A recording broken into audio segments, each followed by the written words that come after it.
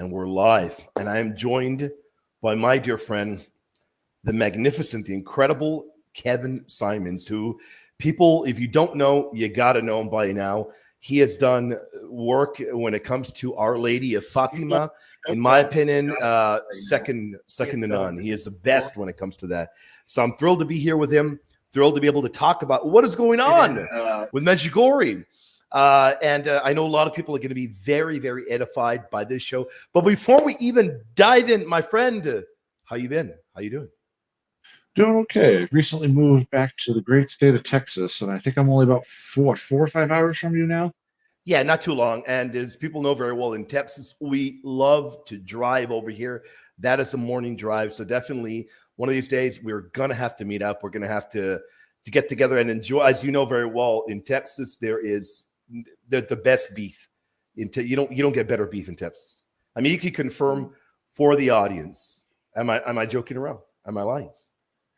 Well, I don't know. Like, you don't know what? I've been elsewhere. I've been around. I've been other places around the country, man. I don't know. I have to. Where do you get better beef in Texas? Don't tell me California.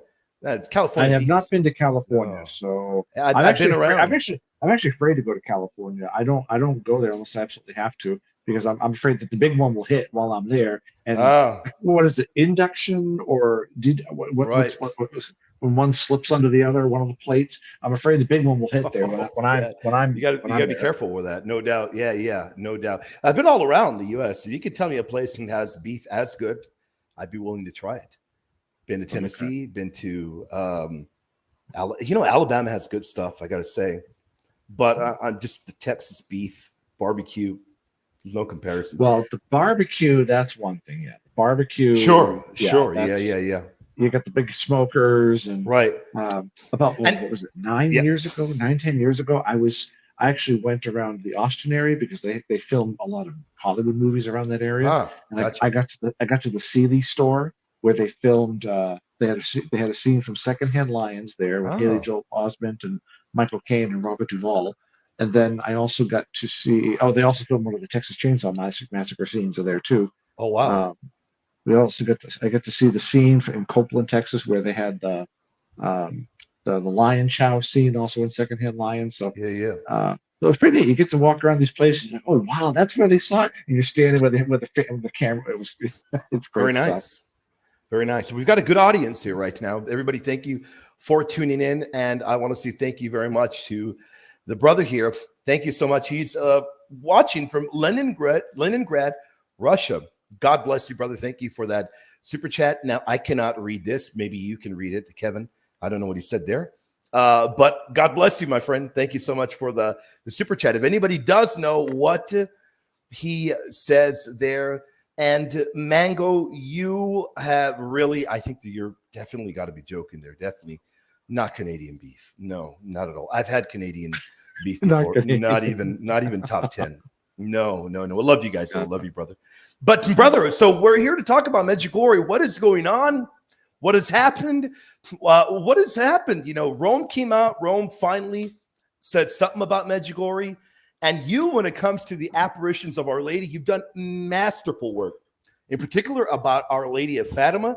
And we'll touch upon that later as well. You get to talk about anything you want to promote. But what is going on with our the apparitions at Medjugorje, so people can understand what exactly has Rome said? Well, this is what a lot of us are trying to process right now. I know I was actually up last night. Yesterday morning, I went to bed early, and I was up around 4. I thought I misread the announcement. I thought that the press conference yesterday was supposed to be 5:30 Central Time, but it ended up being 4:30.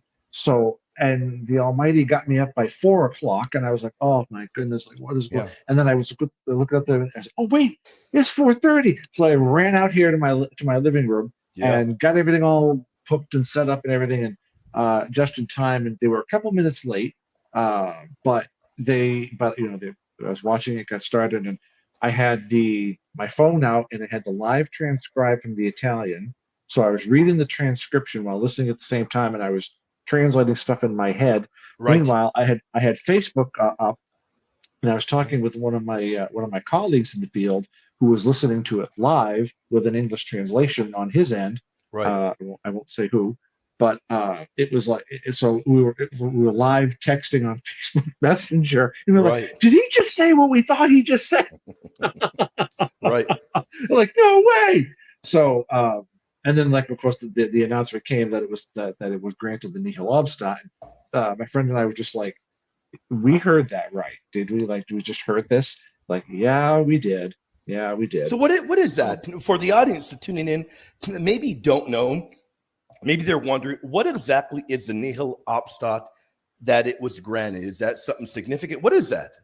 It is, yeah. See, well, let me kind of back up the horses a little bit. Back in Yeah. 1978, the Vatican released a document called Norme Sacrae Congregationis, which was about norms from the Congregation of the Doctrine of the Faith on instructing ordinaries of the church, usually bishops, but not necessarily exclusively bishops, to how to address claims of alleged apparitions and messages happening in their territory. Sure. And those norms were in effect from 1978 until May 17th of this year, when the Vatican abrogated those norms and it reinstituted new ones. Okay. And I was actually up for that press conference too. That was May 17th of this year. Yeah. And so the Vatican basically they changed the rules. I mean, there's no they updated a lot of things, but they created a new system, kind of based upon the previous one through the old norms and the larger tradition. Mhm. But now, instead of the traditional three Latin categories, we Mhm. now had three. We now had 6 different classifications, and at the top of those classifications was the nihil obstat, which Okay. means which is Latin for nothing obstructs. And what that means is the Vatican, that's like the highest. It's not an approval, more on that in a minute, but nihil obstat simply means that, leaving the question of the supernatural character or non-supernatural character aside, Mhm. it just basically says nothing prohibits you if you want to pick up, a devotional that's attached to one of these claims, or perhaps even messages. It just kind of alleged Kevin, messages. let me just briefly interrupt you, Kevin. And the only reason I briefly interrupt you because so you can educate me. But weren't people already having pilgrimages over there and having devotions over there? Yes. So what? Over What? Medjugorje, yes. Right. So what was that? Now does that basically mean that the devotions and the pilgrimages they have the stamp of approval? Is that the difference now? Because people were doing it already. This is the question. I was talking to one of let me back up first.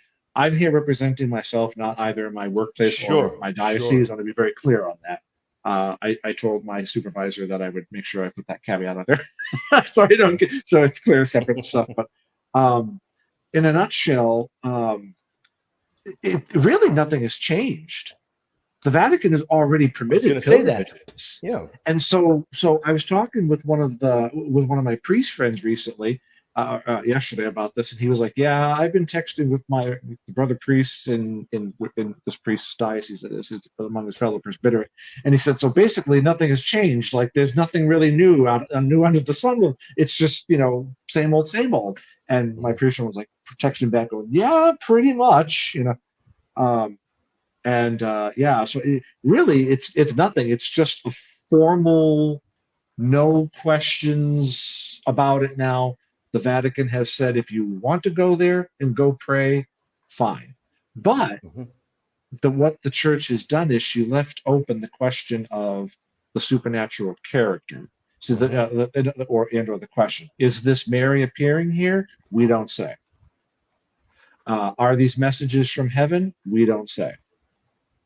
And that's not what those 6 classifications necessarily are directly aimed at doing. As a matter of fact, the new norms expressly state that a direct declaration of a supernatural character, that has to involve the Pope now directly. And yesterday, Cardinal Fernandez directly addressed this point in, I think it was the Q&A. At the conference yesterday. He said, "I asked the Pope about this, and the Pope said no." The nihil obstat for this is sufficient. We're not gonna Okay. get to this question after this all goes public. Says we're not entertaining that notion. Like I we're not. thought so. I thought that Yeah. it was, look, if it took this long to get the nihil obstat, I figured in terms of confirming supernatural experiences or activity or what have you, I figured that it wasn't going to go that far, and I figured this is pretty much going to be as far as it does go. So I suppose my suspicions have been confirmed. Pretty much, even in the foreword, because it was a formal document that was published, Regina della Pace, the Queen of Peace, note about the spiritual experience connected with Medjugorje. Yeah. So right in the direct forward, paragraph 1, the opening lines, the time has come to conclude a long and complex history that has surrounded the spiritual phenomena of Medjugorje. Right. It is a history in which bishops, theologians, commissions, and analysts have expressed a series of divergent opinions.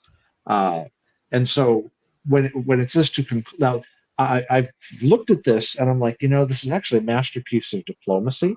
Sure. There's over at the Vatican, there's a kind of speech called romanità, and it's a form of diplomatic speech where you could say something without saying it directly. Yeah. But also you can be there's all kinds of caveats and stuff like that. And in this paragraph, when it says the time has come to conclude a long complex history that has surrounded the spiritual phenomena of Medjugorje, it says of Medjugorje, not that is Medjugorje. So when you look at the focus of the document, it's talking about the spiritual experience, not the supernatural character, et cetera, et cetera. So the Vatican is simply saying it is concluding this matter specifically of the spiritual phenomena. Well, what are those spiritual phenomena? That's all detailed out in the documents, of things like the fruits or the people going on pilgrimages, the youth festival, various questions about what is the theme of the messages, alleged messages, et cetera, et cetera. Yeah. All that's pretty much there. So it's like, okay, theologians are going to be batting this around, but when it says the time has come to conclude, are we talking about the Medjugorje phenomenon? The context kind of makes you think a little bit. Yeah.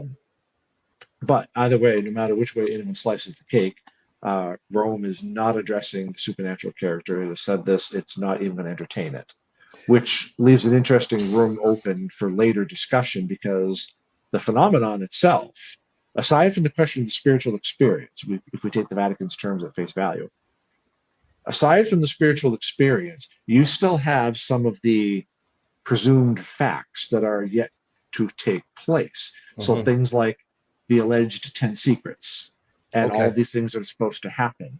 Let me just get clarification.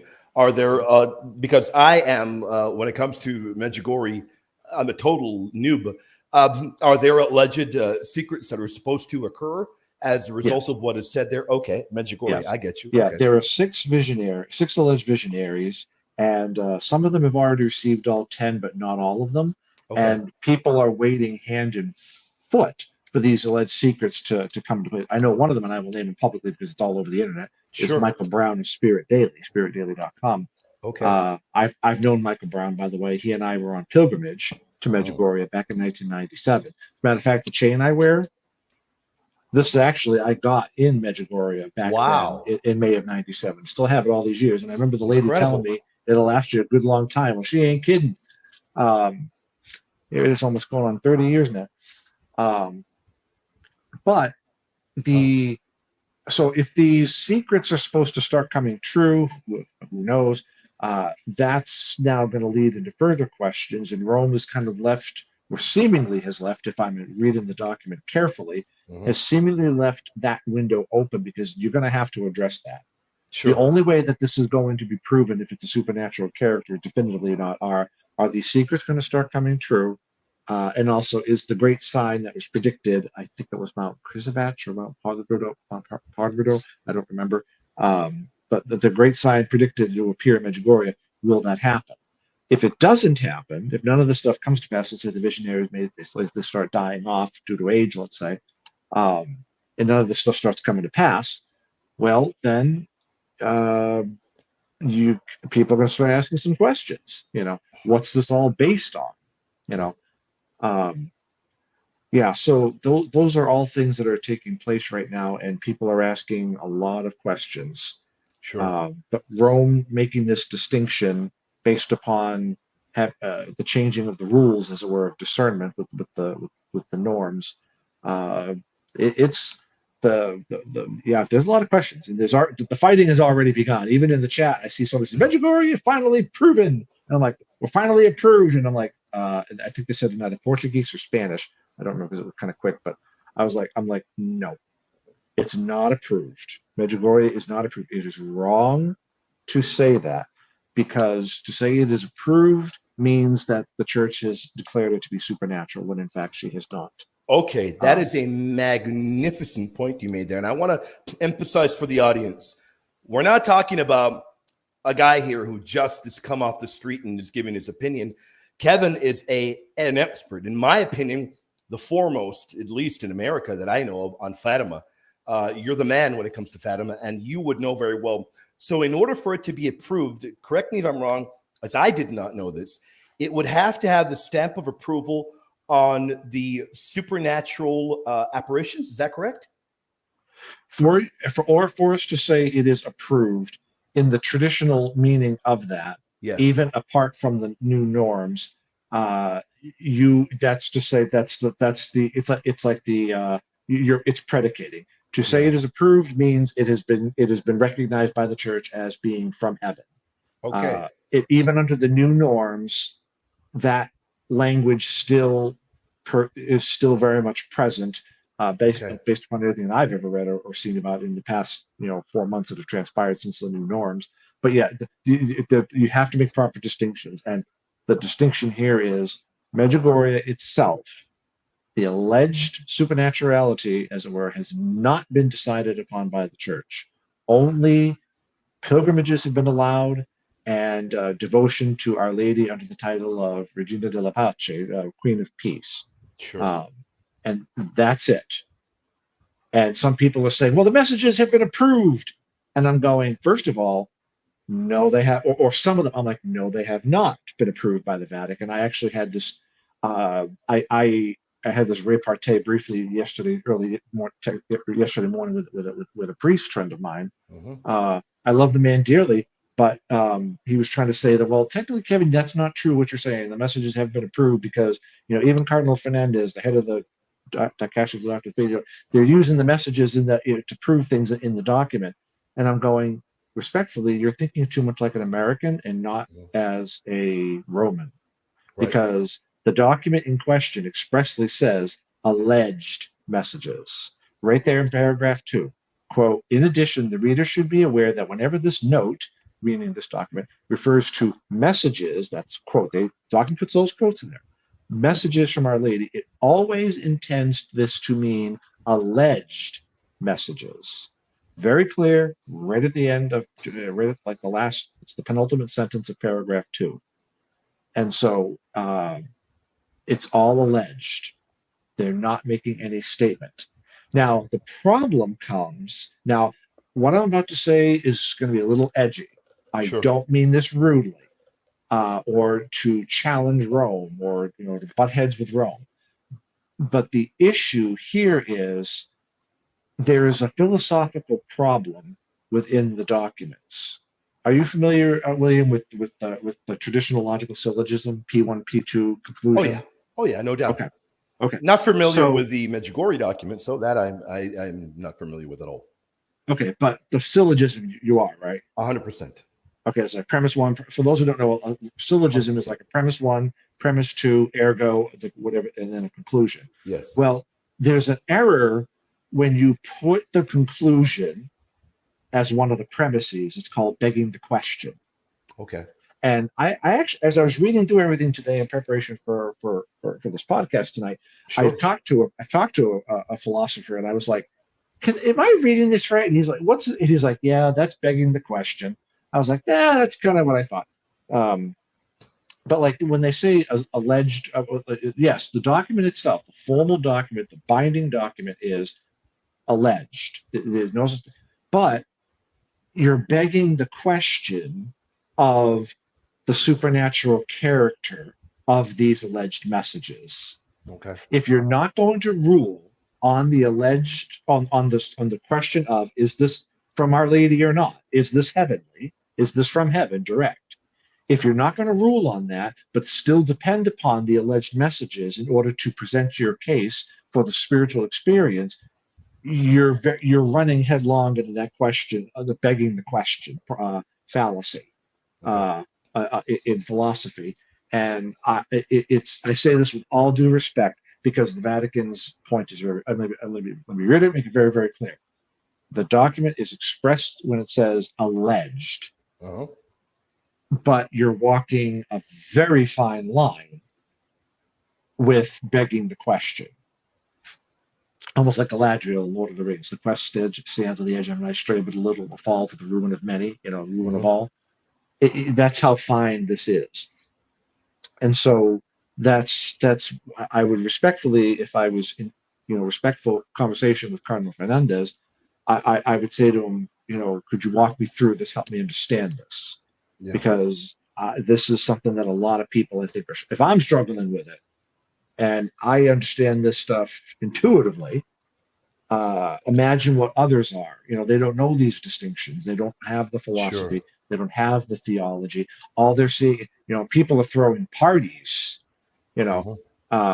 over this stuff and going, "Yeah, Međugorje vindicated." And this morning, one of my gracious, I've known this person for like 23 years. This person on Facebook this morning was trying to, have you been to Medjugorje? Basically, the old tired, worn out argument of, have you been there? No, then you haven't. Then stop. Well, I have been. It's like, the Vatican is not ruling on this, and it's not ruling on it for a reason. And the person tried to tell me, well, that's because it's still ongoing and anything could happen. I'm like, anything could happen, and what has happened thus far, so there's a lot of back and forth. The press conference is not going. This is not the end of these discussions, unfortunately. If anything, I think it probably just poured some fuel to the fire. So there'll be ongoing dialogue then. I think so. The Vatican, one of the things it does in the document is they try to separate the spiritual experience of Medjugorje from the alleged visionaries. I'm not so sure that's easily done, because first of all, let's address the elephant in the room. Where do the alleged messages emanate from? Right. The alleged visionaries. Sure. My home state is Massachusetts, and I didn't live too far from the city of Peabody, and that's where one of the alleged visionaries, Ivan Dragicevic, has a home. He married, I think it's public knowledge, and I think I could say it unless you don't want me to, what her name is. But he married a former Miss Massachusetts.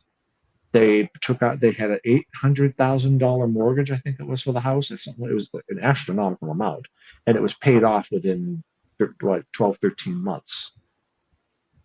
And even when the Vatican had its own commission, the Ruini Commission, there was a final report that was issued privately, but it fell into the hands of an Italian journalist, David Murgia, I think was his name.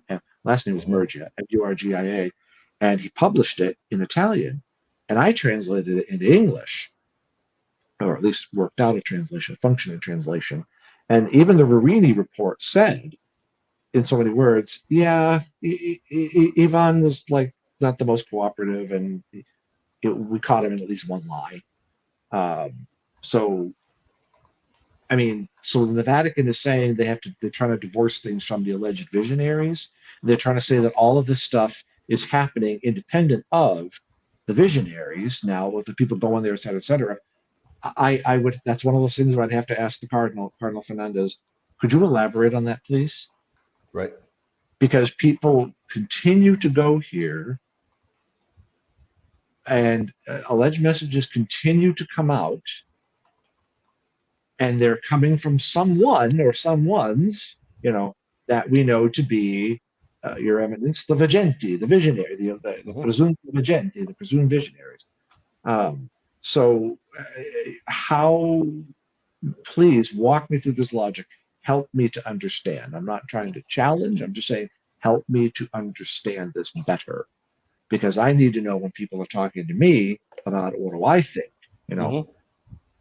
Because people have asked my opinion over the years numerous times. Kevin, matter of fact, it just happened earlier this week, before the press conference. Kevin, like, what do you think about Međugorje? And I said flat out, I said, I think it's from the devil.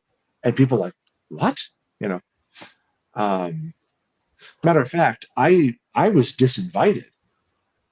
I was invited to go on to visit for a discernment as a come and see with a religious community here in the United States. And this was about, I'm 43 now, so 3, 4, this was about at least 7 years ago, if not 8. And I was talking with the vocations director, and he asked me about my work. I said, well, I do all this stuff. And he asked me point blank, this shows how serious people take this stuff, right? He asked me my opinion on Medjugorje. And as I was taking in the breath to respond, he said to me, but don't say anything negative about it, because that's where I found my vocation. Well, I decided to still give my answer. And I said, Father, I think it's from the devil. I wasn't off that phone 10 minutes. I got an email back from him disinviting me. Oh, my goodness. Claiming that, well, Kevin, we really don't usually take guys past 35. I just don't think it's going to work out. Well, I went full damnatio memoriae on him. I just burned all bridges, and I wrote him back. Wasn't exactly my finest moment, but I wrote him back a very, how should I say, snarky response, saying something to the effect of, well, Father, with all due respect, Father, it's been my experience that us adult vocations, or us older vocations, we tend to have a little bit more wisdom and in things, and that they actually can benefit communities. But if this is really how you go, so be it. I wish you well. And then I just deleted the emails because I was like, I was just so angry at being disinvited. I don't even say uninvited. I say disinvited. Let me ask you one thing. It being granted the nihil obstat, how can one then see that pilgrimages and devotions are essentially okay, but then on the one hand, doubt the veracity of the supernatural? How can we square that with the magisterial definition, or the magisterial nihil obstat? How can we square that? How can it be okay to have pilgrimages and devotions, yet there be uncertainty about the supernatural elements? How do we make that for people that may be confused about that? So, because very clearly they're not, the supernatural elements, the magisterium has not defined whether or not those are valid, yet the magisterium has come out and said devotions and pilgrimages are okay. So how do we square that?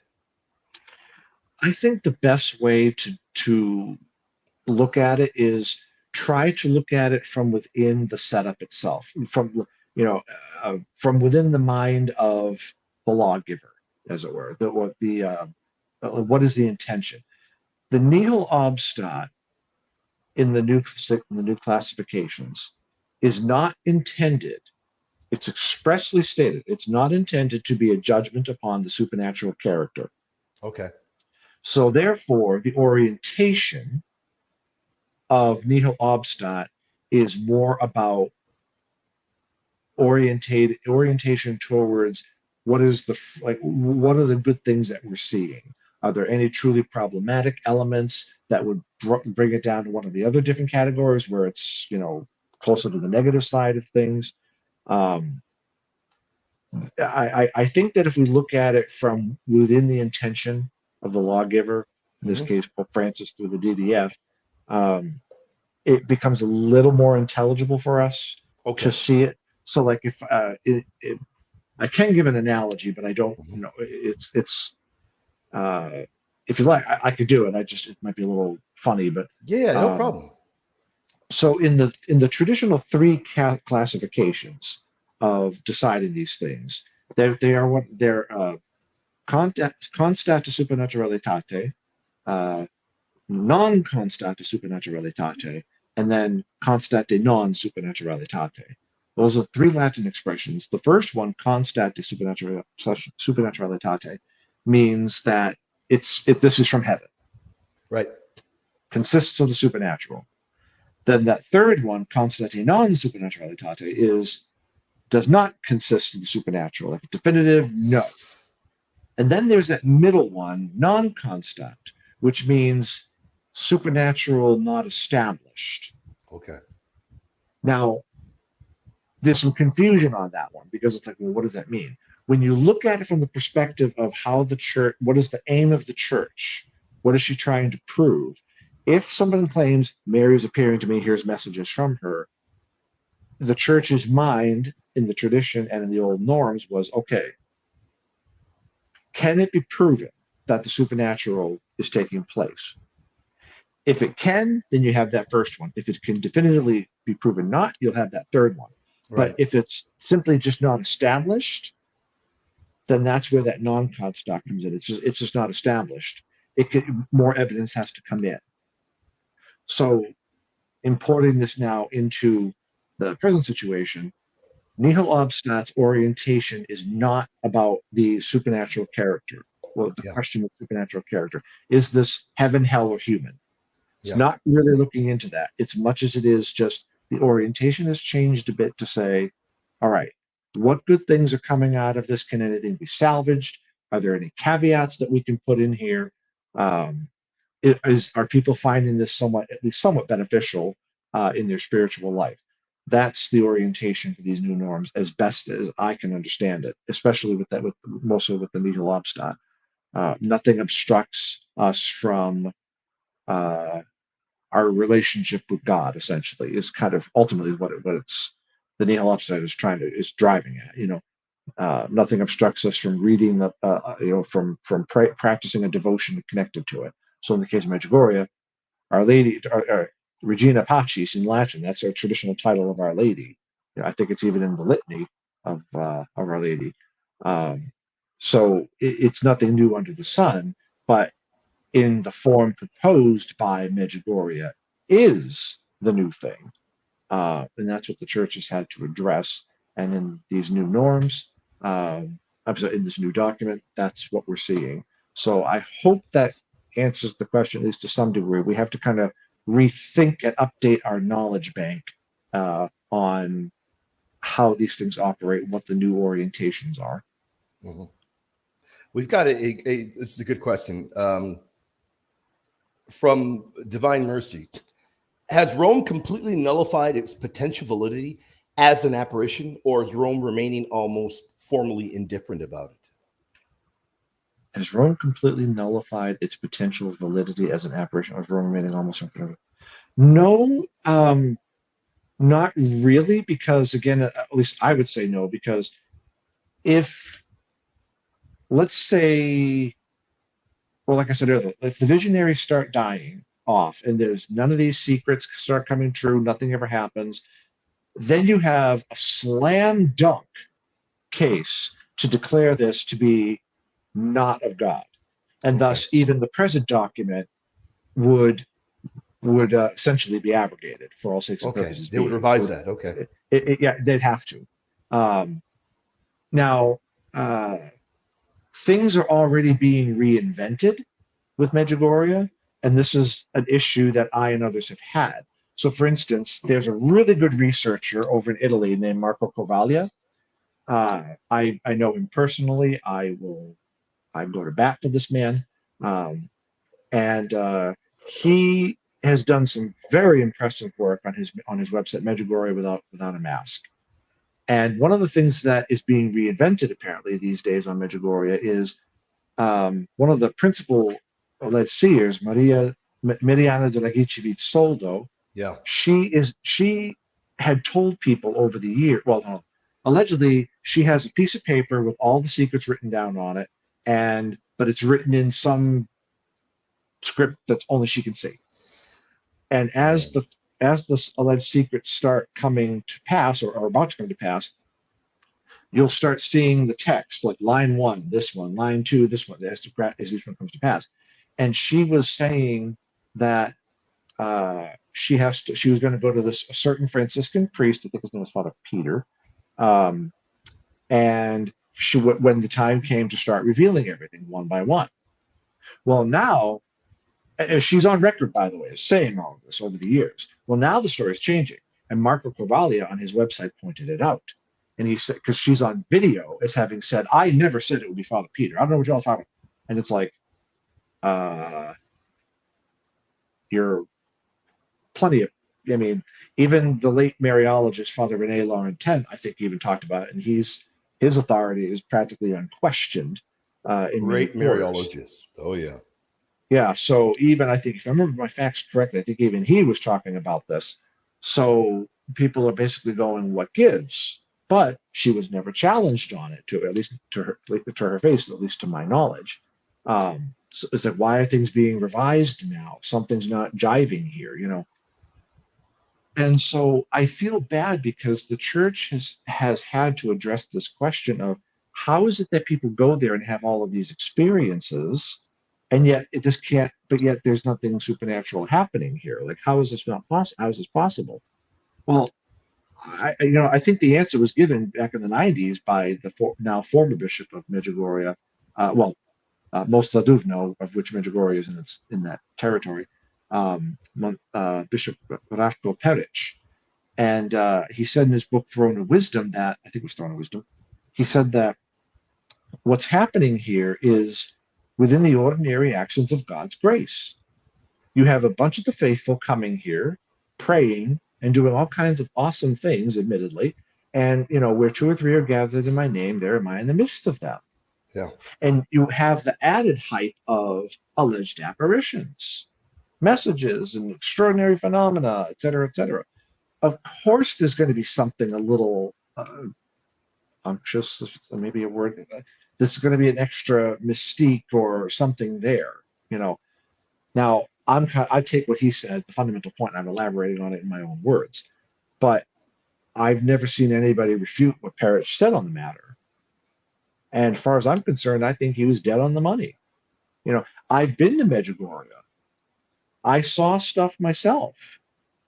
But one of the things that really scandalized me was I had a priest get mad at me because he wanted me to self-communicate at Holy Communion. Mm. And I was at Mass, and of course we were inside St. James Parish there, and the priest had the ciborium out in front of it, putting it out in front of me like, "Take a host," and I was motioning, because I didn't know what language he spoke. I don't think he spoke English, but I was motioning like, "No, you," and he was upset at me. But I'm like, no.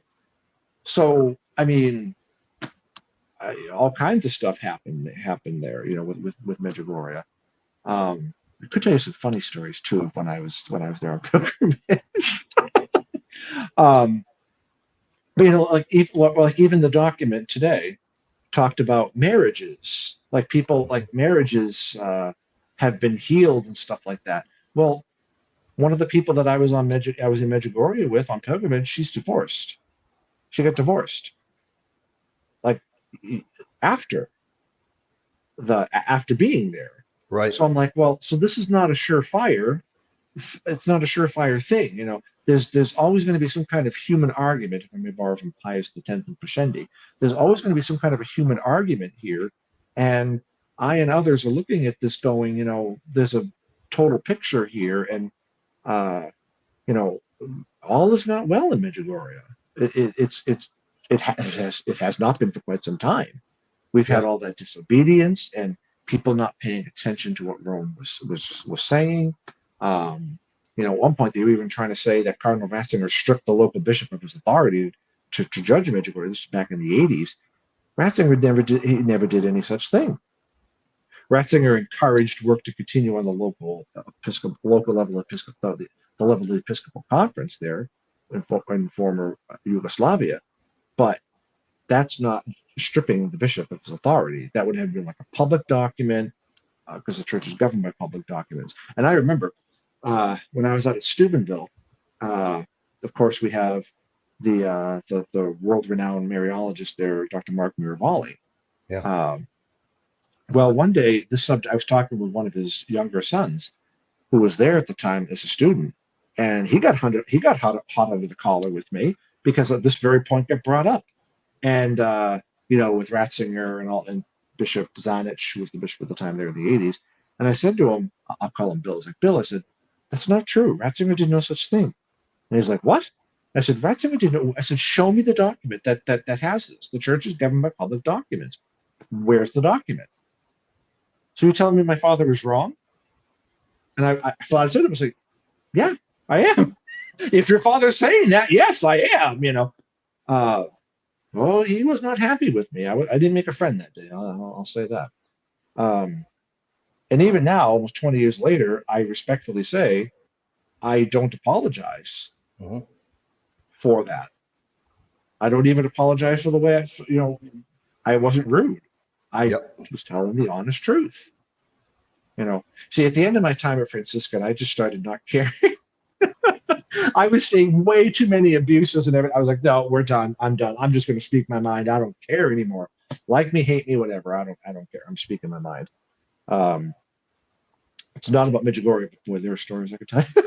But anyway, we'll just whistle past that graveyard. So I've been very much questioning Medjugorje, and I do believe that even still, even though I'm busy processing what the church has said, I don't see anything. I'm free in my opinion to say what I think the supernatural character is. The church has left us free to do that. Yeah, I think that is what people are not understanding. I look in the chat and I see people have absolutely no clue as to how the magisterium has ruled upon this. So immediately they think that you're going against the magisterium without even understanding that you're siding with the magisterium. So I think that's a great point that you're making there. You're making clarifications, and I am learning a lot. I mean, myself, I'm learning a lot. I think James has a great question here. And I saw some people give him answers already, but I think you probably confirm what other people have said. What makes Our Lady of Lourdes valid and Medjugorje not? I'm not sure you're saying that Medjugorje is not valid, but what would, I guess, make the supernatural character of Lourdes valid? What validated Lourdes? I think that's pretty much what he's asking. Well, I'm not as up to snuff on the precise investigation of Lourdes as I am other areas or other specific examples. But I do know that there were, first of all, we're talking about the 19th century, and there were there were differences back then that weren't so much formal ways of discerning as they are now. But I know a couple of different things, like, for instance, you have to take into consideration the life of the visionary because they are the principal witness to this. Yeah. And are they liars? Are they drunk? Like, let me give you an example. If, for instance, like, let's say I had a bad time with, like, drugs and alcohol in my younger years, let's say, and it's officially diagnosed that I had my brain was a little fried. That didn't happen, by the way. I'm just saying. Sure. Yeah, we know that. My brain was a little addled as a result of this. And I know this is actually this is kind of a true story anyway, because I actually know somebody that this happened to. But their brain was fried from the drugs and the alcohol and sex-fueled orgies and stuff like that. Yeah. But now all of a sudden I claim that Our Lady appeared to me. Well, the bishop. Let's say I talk to my pastor first. My pastor might entertain it. He might even, pass something along to the bishop. But as soon as they find out my brain's a little, shot, they're not. Nothing's ever going to come of it. Nothing. It'll turn into, well, it might be true, might not be. We're not going to make a big deal out of this. Sure.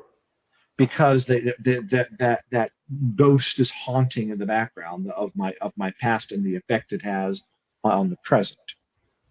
Similarly, let's say there's an alcoholic. All right, William, Father William Albrecht, you are the pastor of St. Ipsy Parish there in San Antonio.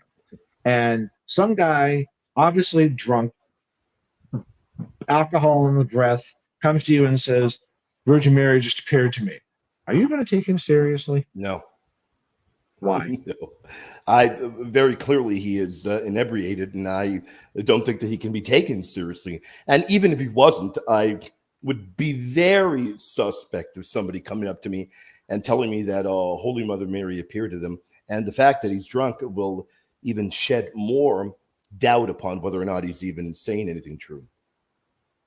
Yeah, and that's the thing is, so you have upfront reasons to doubt. Now, could it be that Mary did just appear to him and now all of a sudden he's going to reform his life? It's possible, but I can't take his word for it at that moment. What are we going to see from here on out? Do I see this guy, like, now all of a sudden, let's say for the next couple of years, you see this guy, he's as clean as a whistle, and he's coming to mass and everything else, and might be then inclined to think, wow, something maybe did happen. Like I'll give you another example. I'll give you a true story, and I can say this because it's already public knowledge. There's a group in Michigan. They started in Ohio, but they're now in Michigan, and it's called Encounter Ministries. And one of the head people there is Patrick Rice. He and I are household brothers from Franciscan University, and he and I were oil and vinegar. Let me tell you, oil and vinegar. I mean, yeah. I can't say what I can't use the word I want to use to describe what I thought of him back then. Right. But we and I'm sure he had his words for me. But then then like my last year in Steubenville, we actually became pretty good with one another. Wow. But it wasn't until 2019 that I found out why. All those years had passed, about 14, 15 years. He's now married, got several kids, and now heads Encounter Ministries. By the way, I do not endorse Encounter Ministries. I'm just saying, if you want to look up these people, sure, contact him. He'll tell you. If anyone wants to fact check me, he's giving a talk. It was Friday, March 15th, I think that was the date, 2019, at Sacred Heart Major Seminary in Detroit. I happened to be in Detroit at that time. I hadn't seen my household brother in almost 20, nearly the better part of 20 years. Wow. So I'm like, okay, I'm going to go see him. And he's telling this story of what happened when he went to Austria, the semester abroad program in Gaming, Austria. And he had this powerful experience with our Lord during adoration. And as I'm listening to this, I'm going, now I know what, okay, because there was a volte face with this man. I have to be honest and personally attest, like something changed with him. And as a matter of fact, I was sitting in like the front row as he was telling the story, and he's just like, yeah, right over, Kevin will be back there. Kevin, like, what did you think about me back then? And I said to my plead the fifth. There were little kids in the audience, and I was like, I don't want to use the word, but it involves a certain animal with a slang word for donkey, put pompous in front of that, and we got it, but I mean, but I have to be brutally honest, something really did change in him, and I never knew for about 14, 15 years. Wow. Until I was at that talk, so I know God's grace works with people. I know this, and I know that it can change people, and powerfully so. It didn't happen with poor Patrick overnight, but he was literally like blown back, like the Eucharist right in front of him, and he just like blew back, I think it was. And it left a lasting impact on him, and he was no longer this doubting person or borderline atheist agnostic. He became a convinced believer after that. Wow. Now, he does a lot of work now with, healing ministries and stuff like that. And I do not endorse Encounter Ministries, and I'm not trying to do that now. I would have a respectful conversation with Patrick, in fact, about some of his practices. But having said, because I've seen him in action, having said that, I wouldn't have known it back. I didn't know it back then, what had happened, but I was seeing a turnaround. You know, was the experience he had from God? Well, you know, got to be brutally honest. I knew him before, and I see him after, and I see a long-lasting conversion on that level. So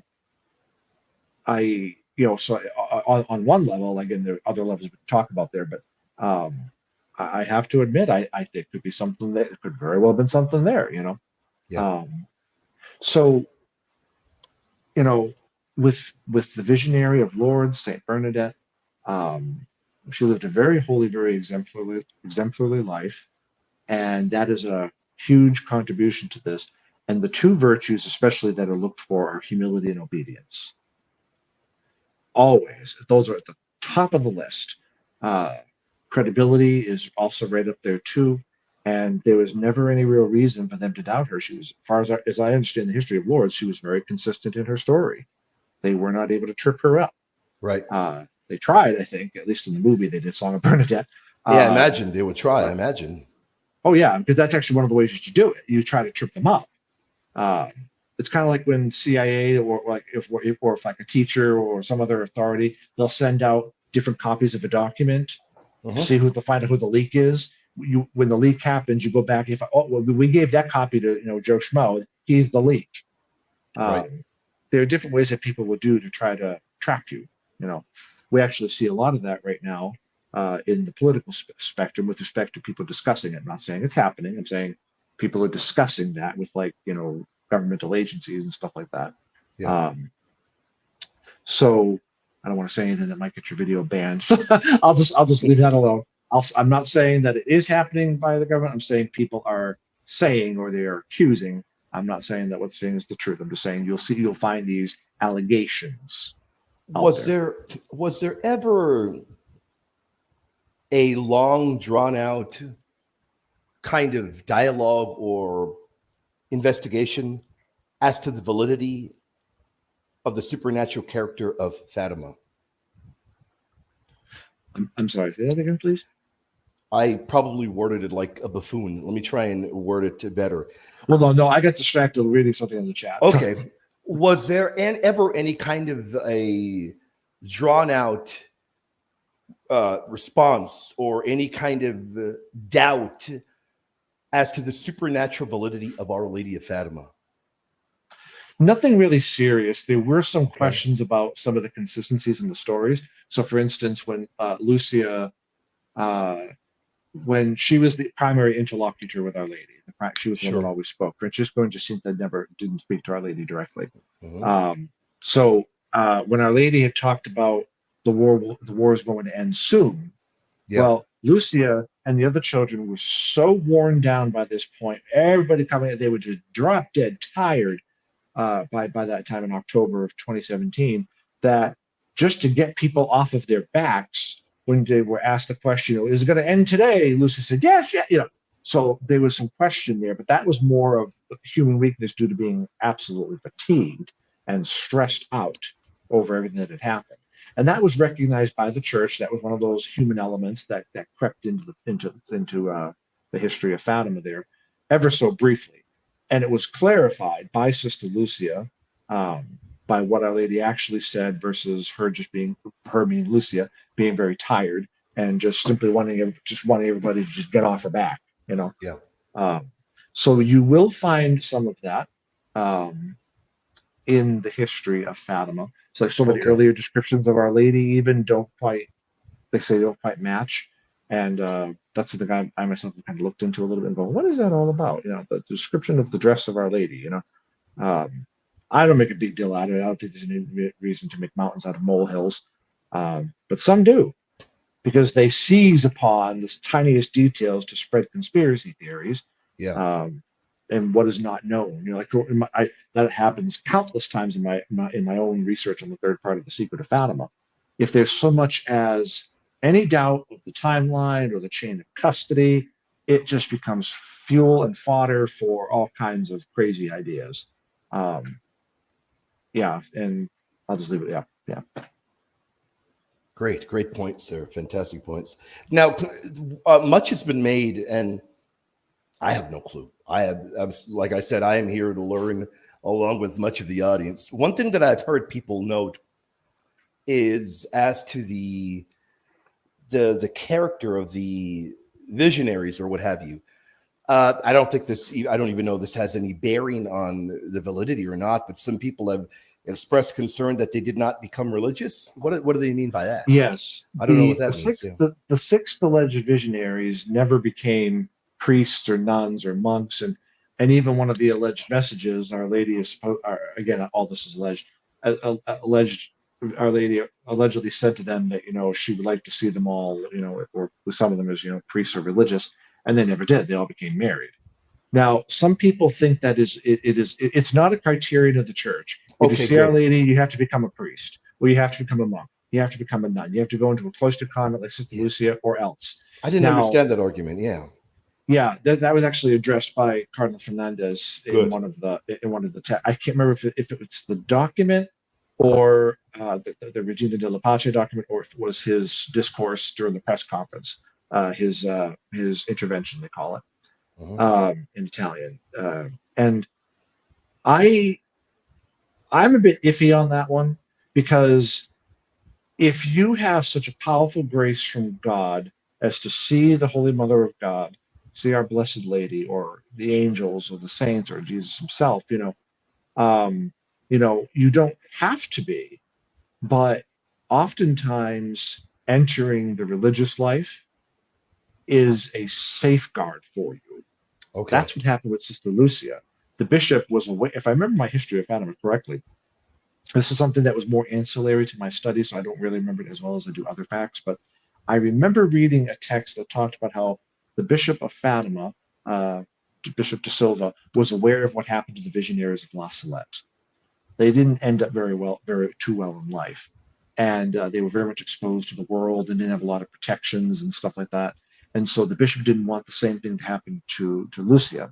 Francisco and Jacinta having already been gone by this point, having gone to God as Our Lady predicted. And so he first Lucia went to the orphanage in Villar, I think, Villar, and then she ended up joining the Dorotheans. Later, of course, the Carmelites. And that's all the poor thing ever wanted. She just wanted, like when Our Lady appeared, it was Our Lady of Mount Carmel during the one of the appearances really was during the Miracle of the Sun, was Our Lady of Mount Carmel. That was a sign of Sister Lucia's vocation, and to join the Carmel. And Lucia even writes about this. She had the thought of joining the Carmel, and first she entered the Dorotheans because the bishop had encouraged it, and Our Lady had told her in the seventh apparition in 1921 that to follow the will of the bishop, because that's God speaking through him. So she did, and she had joined to go to the orphanage and the Dorotheans, and was with them for 20-something years. And then eventually the Pope intervened, Pius XII, and got her granted the permission for her to go to the Carmel, and she ended up going to the Carmel at Coimbra, where she lived for the rest of her life, which, by the way, was 2005, not anything else, all this fake Lucia stuff, nonsense. She died in 2005, and I just, if I may, just real quick, I know what discussing Medjugorje. Can I just say something about that real quick? Definitely, I would love for you to. I absolutely must condemn this fake Lucy stuff, because you have a whole team of people that are working on her canonization case. They have submitted the postulatio, the positio, over to Rome and everything else, and the dates are to 1905. To 2005. So you are essentially accusing these people of one big lie and deception. And I wish to say something very strongly to people who are advancing this conspiracy theory. Yeah. You're opening yourself up to a potential defamation suit if they continue this. Good. They need to start seeking lawyers. Now, I'm not threatening, saying I'm going to sue. I have not talked to any Fatima authority over in Portugal that has said, yeah, we're going to do this. I'm speaking purely for my own self. You are borderlining defamation. You need to cease and desist, because if you continue to promote this, you're opening yourself up to you're making yourself legally liable to these matters. I'm going to be So, honest with you, brother. I have every individual I have encountered that put forth the fake Sister Lucia argument. I've never encountered one of them that is hinged. All of them are unhinged. I have never encountered one of them that are mentally well. That kind of an argument they put forth is of the most diabolical kind of a conspiracy theory, in my opinion, attacking at the very heart of the apparition of Our Lady of Fatima, just really alleging a total cover up and all sorts of diabolical stuff. It just really is, in my opinion, ridiculous. So I'm very glad that you put that forth. Very, very glad. Ralph, thank you so much for the super chat. God bless you, brother. No, it's just it needs to be said, because with what I said about, like, I don't know if people are really understanding what they're doing, what they're really saying and implying by this. Yeah. But sooner or later, you're going to cross the wrong person is going to get crossed. Yeah. And they're not even going to send a C&D. They're just going to straight up say, start preparing your documents. Sure. Because preserve your documents, because you're going to be getting a subpoena up here pretty soon, or a summons, or you're going to get served. Yeah. Because, like I said, this is borderlining defamation at this point. Like, I remember a few years back, I won't go into the specifics. I was dealing with a situation where Fatima authorities were in fact being slandered, libeled, actually, I should say, because this was in print, and I was encouraging the authorities to sue. Actually, Yep. I actually was in private conversations. I said to them, if you really want this nonsense to end, sue them. Mm-hmm. You know that what is being said is not the truth. I know it because I was there, actually. Yeah. I know that this isn't true. I'll go. I'll be a witness. I don't care. I've got all of my emails and the paperwork. I don't care. But they said, no, Kevin, no. It'll just turn into a show. We're here. We're focused on the message of Our Lady. We don't want to go off on that route. And I was like, okay.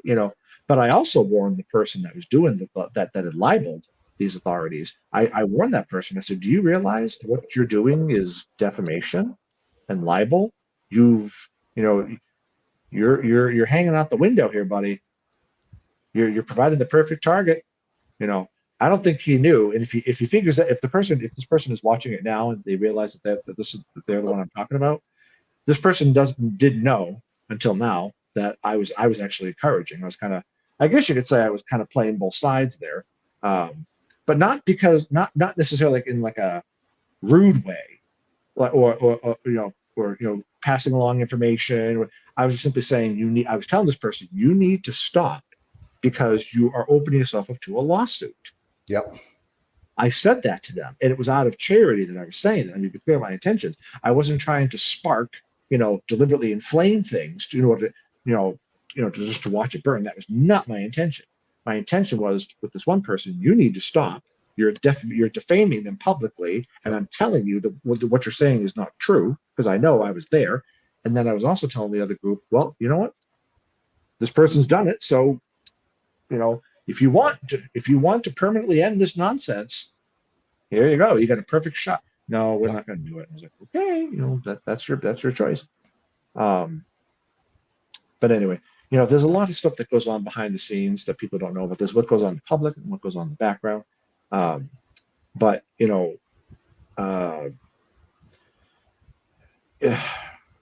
sometimes it's a mess. We're humans. It's messy. Do you envision that there will be anything else that will be said by the Vatican about this, or do you think this has pretty much been it, and we won't hear of anything else for a while? Or you think it's possible? I think that we will hear something else from the Vatican. You do? Okay. I do, because I know the Pope has said, Pope Francis has said, no, nihil obstat is enough, but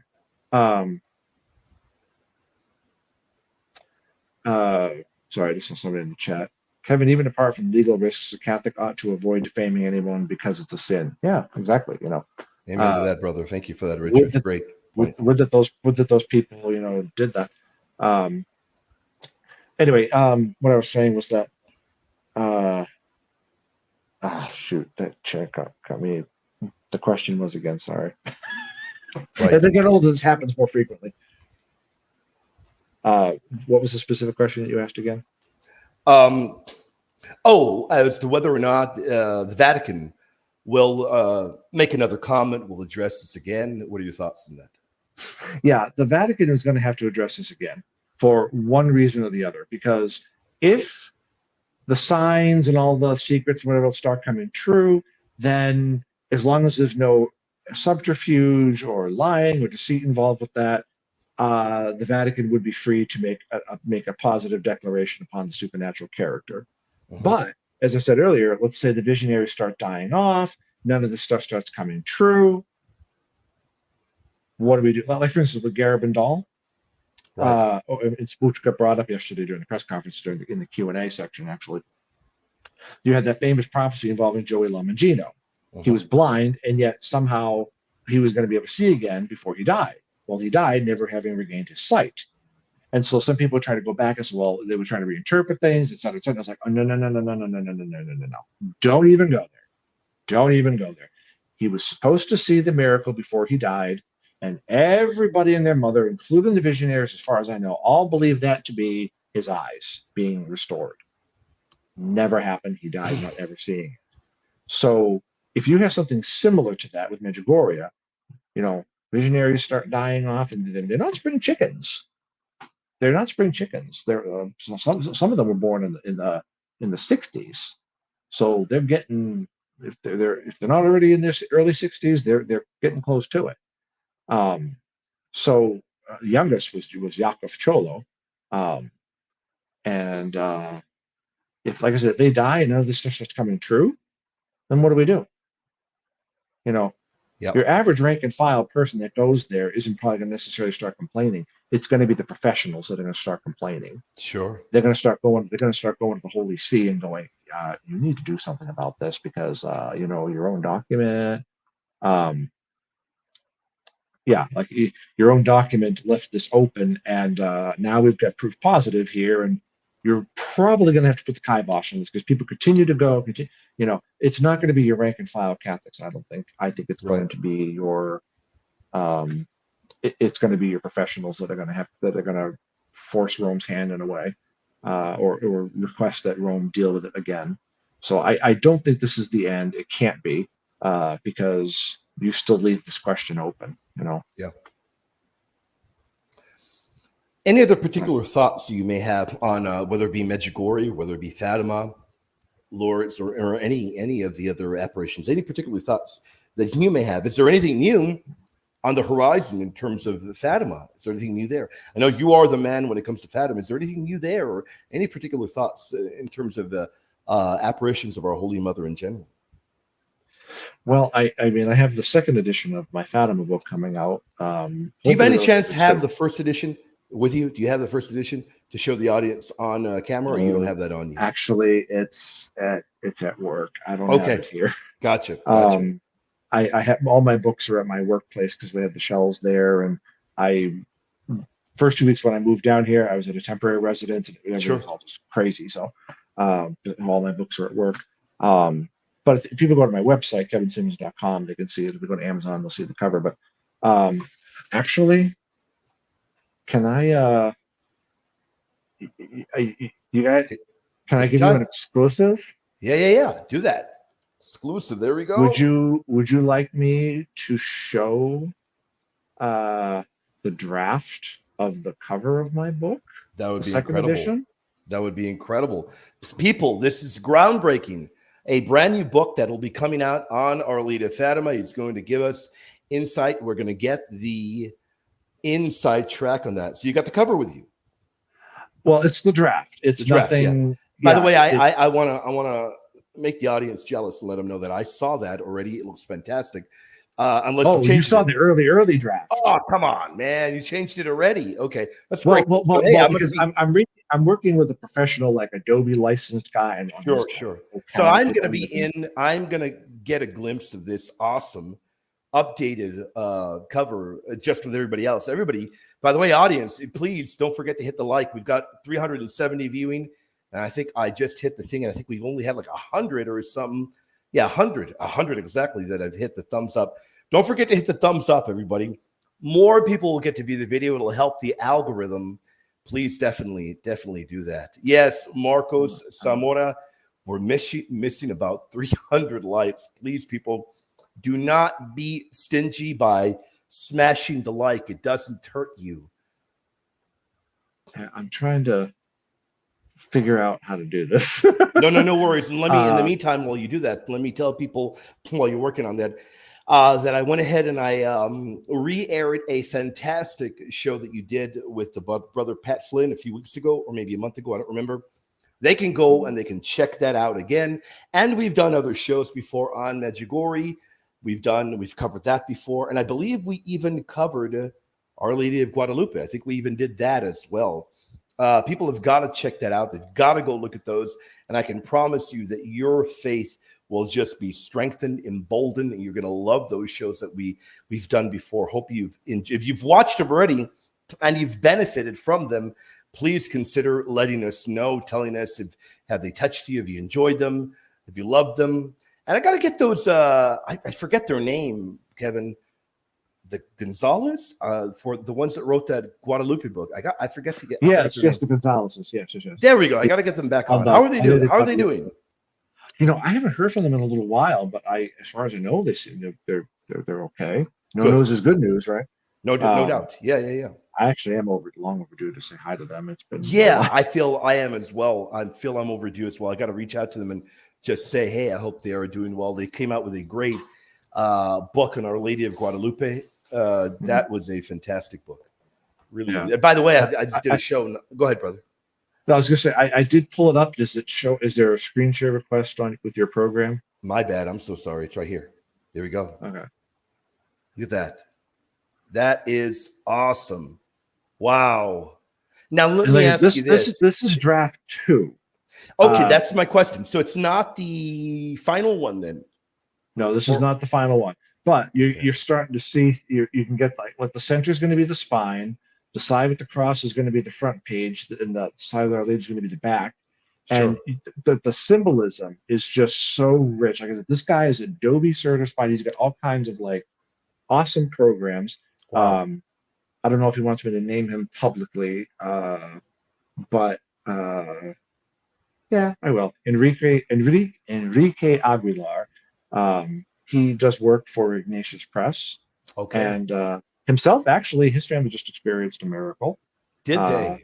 Yep. His father was knocking on death's door, and he miraculously recovered through the intercession of Padre Pio, Saint Jose Maria Escrivá, and Our Lady of Fatima. Wow.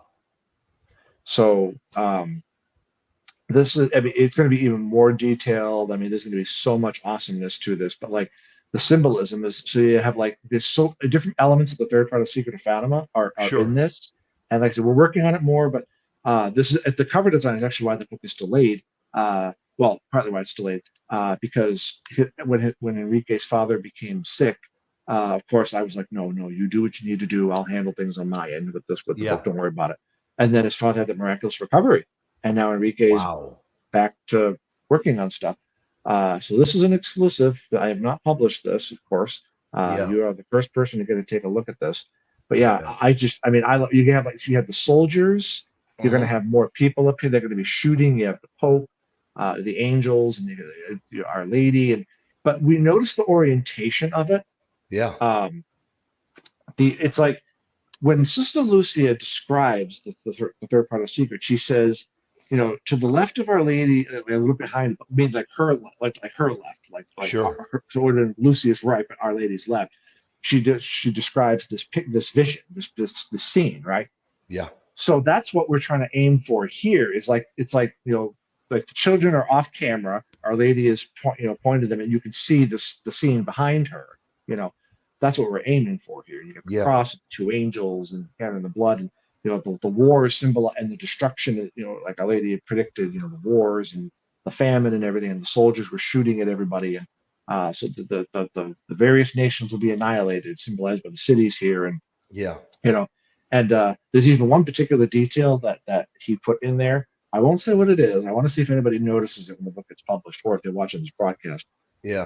But it's I mean, this is by far, in my humble opinion, probably like the best depiction. And I don't say that lightly because I know it's my book, but It's great. and that picture of Our Lady, I actually took that at a parish. They have a traveling Pilgrim Virgin statue in the Upper Peninsula of Michigan, and Yeah. I took that's my photo of that particular statue. Wow.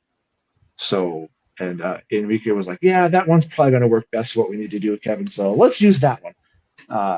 And we did, and that's yeah. I just love it. I Yeah. mean, it's No. gonna be even better when he's finally when with the final product. And then once we have that, I give everything I published. The interior, the book has been approved by former diocese. I was living there at the time, so canonically it's all legit. Definitely. But it has received the proper approvals from the church with the nihil obstat Sure. and the imprimatur. Like I said, we're just waiting now for the cover design to be finalized, and we'll be able to go from there. That's awesome. That's fantastic. That's great. Yeah, it's really good stuff. So there's that. And actually, I just got contacted. Apparently, I have another book, Pope Leo the 13th and the Prayer to Saint Michael, and apparently there's a video company that wants to do they want to depict it on screen. Sure. And I called the director guy today and said, "Hey, because this just happened today." I called the director guy and said, "Hey, yeah, I'm the guy that wrote the book. Yeah, can I help you?" So that might be coming down the pipeline soon too. Wow. Seeing Leo's vision depicted, Yeah. on That's the silver awesome. screen. I definitely gotta have you on to talk about that as well. That book or the story or the video. I'm sorry. No, the book and the story. That book and the story. Okay. Yeah, it's I'm back to teaching. Prior, I was working for a Catholic apostolate up in Michigan, Sure. uh, but now I work for another employer, and it's specifically teaching. And so my time is now a lot shorter. It's like I got all these irons in the fire, No doubt. Yeah, yeah. Um, No, you can't. Do but not. but I've Definitely don't also overwhelm yourself. Definitely don't overwhelm well, yourself. I can't. I don't. But I've also been doing a lot of work with Bella Dodd lately. Yeah. I'm preparing an anthology of some of her recorded lectures. Hmm. For those of you who don't know, Bella Dodd is very famous for having allegedly led a bunch of communists into Catholic seminaries. Right. And so I've been preparing a lot of work with that. We recently discovered, or reached out to us actually, one of her living relatives. Oh, So we're happy now to have that connection and talking with this person, and it's just good stuff. There's yeah. so many good things happening, and it's just everything takes time because if you want something done, you got to do it. If you want something done right, you got to be very careful, right? All right. No So many doubt. awesome things, and so like even with the stuff with like Medjugorje, I'm gonna tie this all back in, right? Um, I know that people are throwing dance parties. I know people feel emboldened right now with this decision from Rome, but hopefully, and I pray, saner heads prevail. This, if anything, could be considered a Pyrrhic victory for Medjugorje devotees, and I emphasize the Pyrrhic on this. Yeah.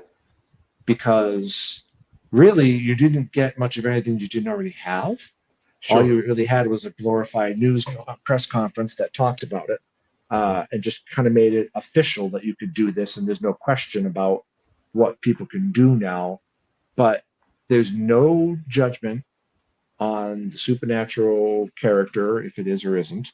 That is all still very much debatable. People can still choose sides on that. Um, but also, like, don't try to get people with gotcha questions. Like with that one person, have you been there? Well, yeah, that. You know that we've had these conversations over the years. Um, Yep. but it's like, no, folks, you have to, as you say that in sentiere cum ecclesia, you have to think with the church. Yes. If you don't think with the church, you're thinking on your own.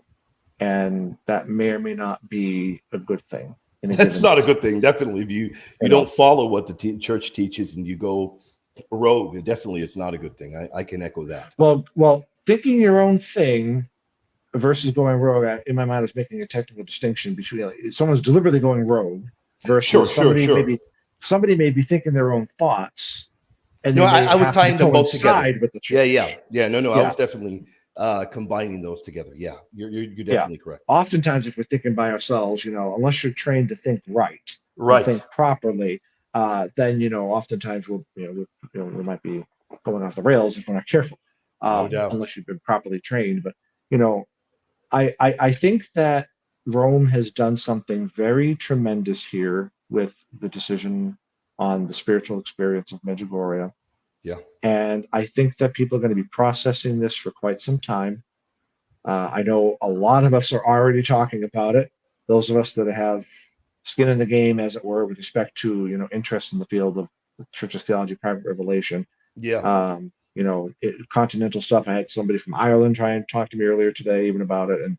And people here stateside.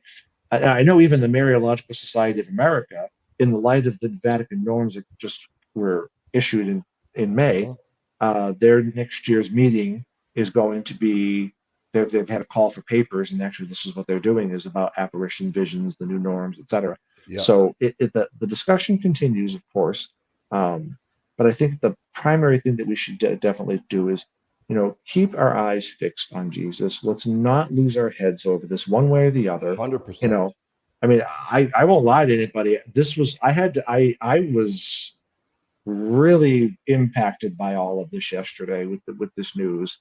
I actually almost turned my car. I was driving to work early in the morning.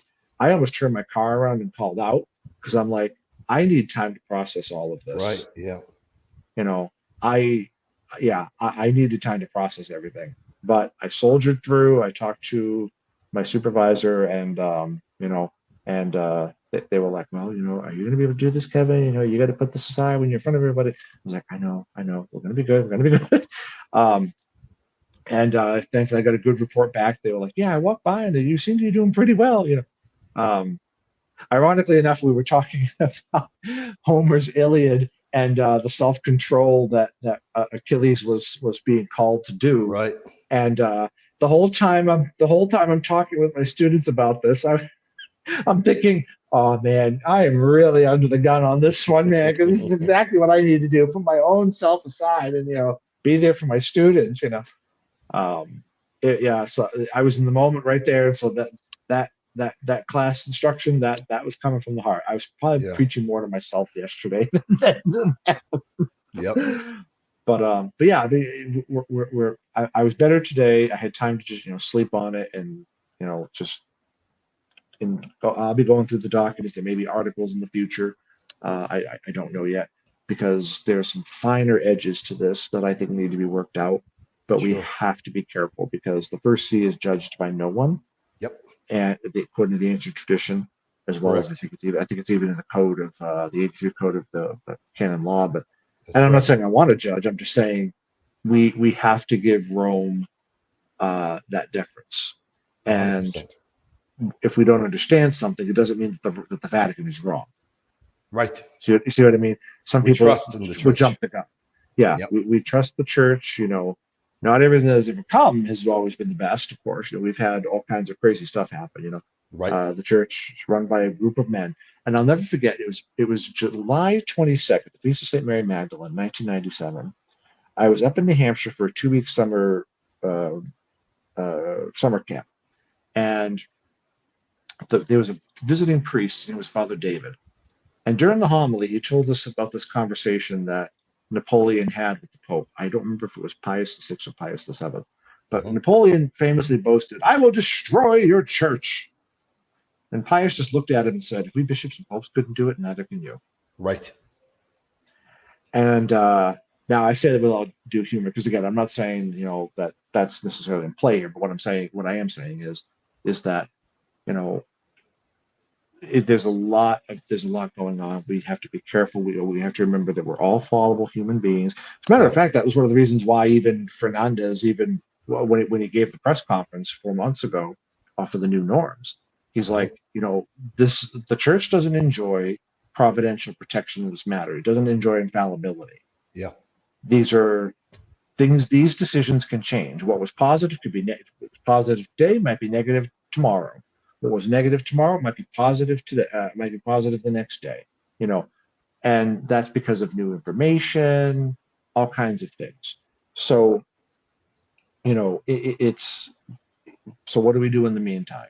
And that's where I think some of the wisdom of the Regina Della Pace document is that, all right, we don't want to squelch things unnecessarily.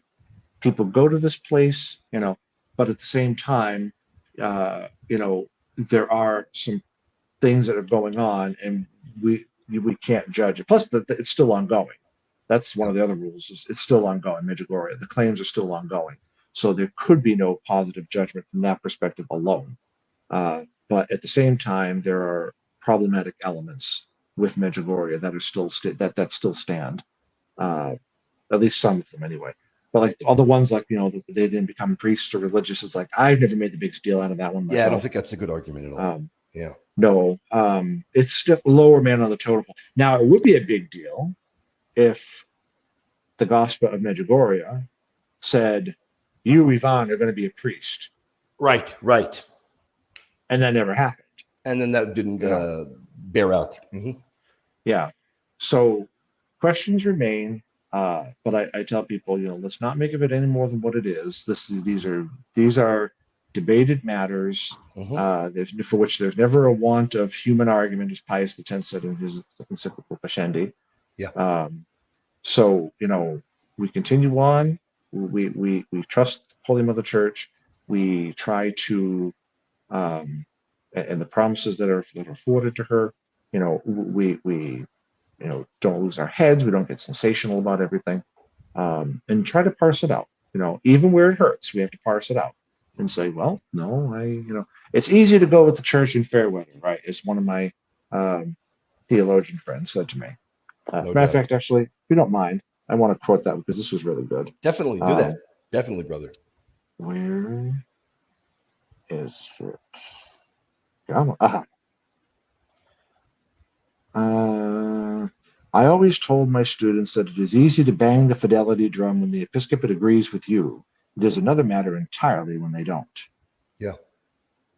So yeah, I think it's wise words for us to do. So were there any other questions in the chat? I think we have a little more time. I don't know. Let's see. We still have a little bit of time. Anybody in the chat? A little bit. Okay, in the chat, a little bit with the chat, but I haven't followed it all because I've been so engrossed in. Everybody, we still have about 30 minutes left. So in the chat, if you have a question, please drop it right now, and we will take it. I am looking, see if I can find anything. Haley was in the chat, and she said, "Oh, Kevin," and then I was like, I responded back, and I said something like, "Yeah, hi, what's up?" And I don't know if she ever responded. I think Haley left. Haley shows up and then she leaves right away. Haley, where are you going? Where do you go? Okay. I saw her Haley an hour and a half ago. and I. Oh, okay. Now Haley and I go all the way back to. We go all the way back like 3 years, I think. She's a super mod. She's great. Yeah. Okay, we've got. Let me see. No, never mind. People are commenting. I don't see any questions. Okay, this is a great one. Ralph, thank you. God bless you. Thank you for the super chat. What is the best way forward? Okay, Ralph 26. Best way forward with what specifically? Ralph, could you specify best way forward with what in particular, brother? Simply specify. And I will put your super chat up. I'll put your question up. Please simply specify. What do you mean by best way forward in the sense of should we now pray about it? Should we wait for another response? Pretty much, what is your question? You asking him that? I'm asking him. Yeah. I'm trying to see what he said. I just saw a note here. A few people are saying that I'm going against the magisterium. Yeah, I know that was way earlier. Once I Yeah, it was noted, like an once I hour pointed, ago. But yeah, you what? clarified though. Oh, I think I I think they wonder what I was understood though. alleged. What was I saying? I would be curious to know. I don't think that they had heard you note that you were pretty much sticking strictly within the guidelines of the magisterium. So maybe they got a little bit confused, but I think they understood. I think they eventually understood. Oh, okay. Yeah. I hope so. So Because I was like, I'm not, here I am talking about sincerity and ecclesia, and if all of a sudden I'm not living up to this, you know. yeah. No. I think they got it. But yeah, anybody? Oh, here we go. Best way forward in the sense of prayers for it or response from the church. What do we do to deal with this message now? All right. If I'm understanding the question correctly, best before in the sense of prayers for it, for the church, for Medjugorje. Yeah, I think he means What? should we pray about another response? What do we do from here for people that would like further clarity? Should we pray about it or pray and wait for a response from the church? I think that would pretty much be Well, this is the response of the church. right. So, and there's going to be nothing else on the spiritual experience if I'm taking the literal interpretation of the document correctly, if I'm getting it proper. Okay. So, you know, I would tell people. All right. So if I get the Ralph, your question, then, you know, it's certainly if you are thinking about, say, you want to go to Medjugorje, or maybe some friends of yours are going, and let's say they're going to be nice and pay your way to go over there. I personally wouldn't go. I would respectfully decline because I personally, on the question of the supernatural character, I personally believe that this was never from God. Right. I just don't believe that. So I would not spend that money, you know, or have somebody else pay that for me.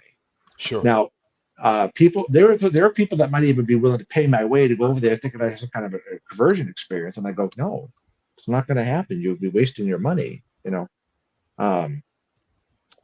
So if you want to if you want to pray about, okay, how do I respond to the church on this, it's like, well, you don't need to pray about responding to the church. It's no, the church has spoken, you know, we can accept it for what it is. Yeah. Now if there are some other particulars in your life that you might want to ask for help from like, you know, through prayer and God's guidance, and maybe your spiritual director or your pastor, well, of course, by all means, you know, definitely do that. I would encourage you to do that, in fact.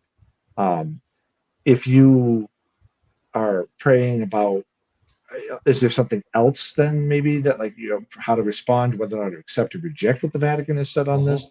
That's a much more serious matter. Right. It is a binding document in the sense of this is the church's words on this. Sure. We're not obliged to just, you know, dismiss it. Right. So if you want to go deeper into studying it, yes, you must pray. Theology is done on our knees. Yes, if that's what you mean, then yes, we have to be. We all have to be on our knees and praying to God. Like I drove to work yesterday with all the stuff on my mind, having sat through 2 hours in that Italian conference, and I didn't even go right off to my work. I went right off to the parish. The door was locked because it was still early in the morning. I get there early, and I could see our Lord in the tabernacle. I wanted to go so badly inside just to go, Lord, just get my head straight on this, please. Yeah. Get my head straight on this. But I can honestly say that prayer has already kind of been answered. You know, I took counsel with some good people, and like one of my good coworkers. My desk is over one part of the room. Her desk is over in front of me, and you know, I'm very indebted to her for her conversation with me yesterday. You know, God kind of speaking to her, just, you know, letting me know some things and just reminding me. It's like, okay, all right, I get it. I'm just going through the emotions right now, you know. So yeah, it's been interesting, to say the least. Interesting 36 hours, but you know, pray as you go through the document for God's guidance. Ask for the Holy Spirit to enlighten you. And if you have any questions, I have a website with my contact information on it. You're welcome to contact me, and I'd be happy to, you know, talk with you. In a moment before we finish, we'll put the link to your webpage up as well, so people can check that out and all that. Marek wants to know: is it true that Pope spoke well about Medjugorje? Cardinal Fernandez himself revealed that John Paul, that in fact what was long spoken about orally is in fact true. John Paul II thought well of Medjugorje and wanted to Okay. visit there in the or 94, 95. But Did the he local never bishop, visit? he never visited there, no, but he Okay. wanted to. And the bishop of Medjugorje, the bishop of Mossaduvno, Cardinal Fernandez, intervened with the CDF and basically discouraged the Pope from trying to go. That's what Sure. Fernandez said yesterday. So we now know that John Paul, I mean, we knew anyway that he was very favorable towards it. Letters had been leaked, private letters. But now it's official. The Vatican's coming out and saying, no, they're acknowledging that and saying, nope, yep, it's true. It's what was going around from private persons. Yep, it's true. We got the letters here, that kind of thing. Okay. So yes, John Paul II spoke well of it. I do have it on fairly reliable authority that Benedict XVI was not in favor of it. Okay. I cannot go into any more details on that, but I will simply say that there was a very well-connected priest over in Rome, and he was at table with Cardinal Ratzinger, and this priest heard out of Ratzinger's own mouth, Medjugorje will never be approved. Oh, okay. But I did not hear the story direct from the priest in question. That priest might even be dead now. But he did say it to a friend of mine, that the priest who heard it out of Ratzinger repeated the story to a priest friend of mine, a priest that I know, and who then, in turn told me the story. So again, that's the telephone game. It's nothing authoritative, of course. Sure, no doubt. And this was when he was still Cardinal Ratzinger, not Pope Benedict XVI, that this comment was made, I think. Now, this is you don't have to take this one if you don't want to, but if you do have thoughts on it. Any thoughts on the poem of the Man of God by Maria Valtorta? Have you heard of that? Yeah, I don't. Yeah, I know about it. This is a big deal because supposedly the Gospel of Medjugorje endorsed this book. Okay. And that's why it's a big deal in Medjugorje circles. I think there's been a lot of misunderstandings, and I think Father Mitch Pacwa has done a really good job trying to clarify some of those matters. So ultimately, I would defer to his expertise on the subject, but I know he did a masterful job untangling a misinterpretation of an alleged remark from Pius XI, Pius XII, Pius XII in the matter. Father Pacwa did a masterful job untangling that misinterpretation of an alleged remark by Pius XII. I see. So I defer to Father Pacwa, because I wouldn't go against Father Pacwa even unless I knew for sure what I was talking about. No doubt. Because that man could he can pull Arabic and Mandarin out of the ether and just be like, okay, my head was spinning.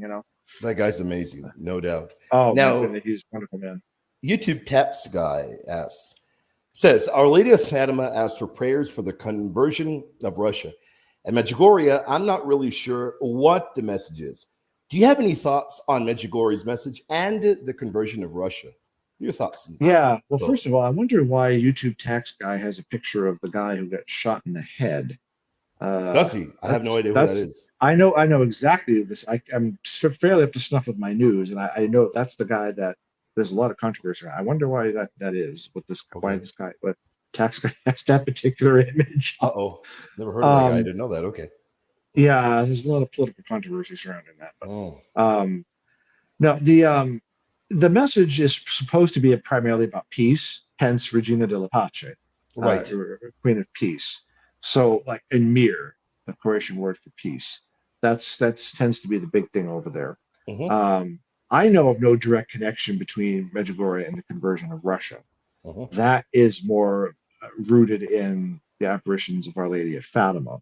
But I will say that the conversion of Russia does not pertain to the religion necessarily. I actually got a copy of the 4-page document that was written in the early 1950s. It was a Jesuit named Father Joseph Schweigel. He went on order of Pius XII to the convent of Coimbra and interviewed Sister Lucia on the matter of the conversion of Russia. And it is explicit. He wrote a 4-page document to the Council Fathers at Vatican II. I think it was 1963. And Father Schweigel died shortly after he gave this document to them, actually. And in this document, he expressly states that the conversion of Russia does not pertain to like Russian Orthodoxy to Roman Catholicism. And this is the guy who interviewed Lucia on the subject. So I find it very interesting because a lot of people think it means conversion to Roman Catholicism, and that's not necessarily the case. I don't have the document on me, although actually, I could actually, maybe if I still have it in my email, I could pull that up because I've never published it. I had an excerpt when we were talking about it Oh, 2 wow. years ago over on R&T, and I pulled up an excerpt of it and we showed it, but I don't think I ever showed the whole thing. And unfortunately, we don't have much time remaining where I could even pull it up here, even pull it out of my email address somewhere. I mean, if you want to, I could. If anybody's really interested, they could actually see the original typed up document from Schweigel himself. But yeah, it doesn't actually. You know what? Maybe while I'm doing that, maybe there's another question. We have to see if I can pull this up here real quick. Yeah, go for it. No worries. Go for it. Definitely. Because I'm all in favor of this. Awesome. That's fantastic. Oh my goodness! I think I will be able to pull it up. Are you? Yes. Here it is. Wow. Oh, I can see the traditionalists are going to be salivating over this document. Yeah, I got it pulled up in my. Adobe Acrobat. Sometimes it comes up in your browser versus your actual application program, and that's just what happened. That's what happened just now. So gotcha. Now where?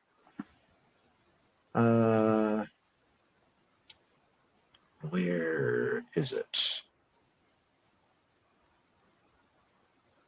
I can never remember what page it is.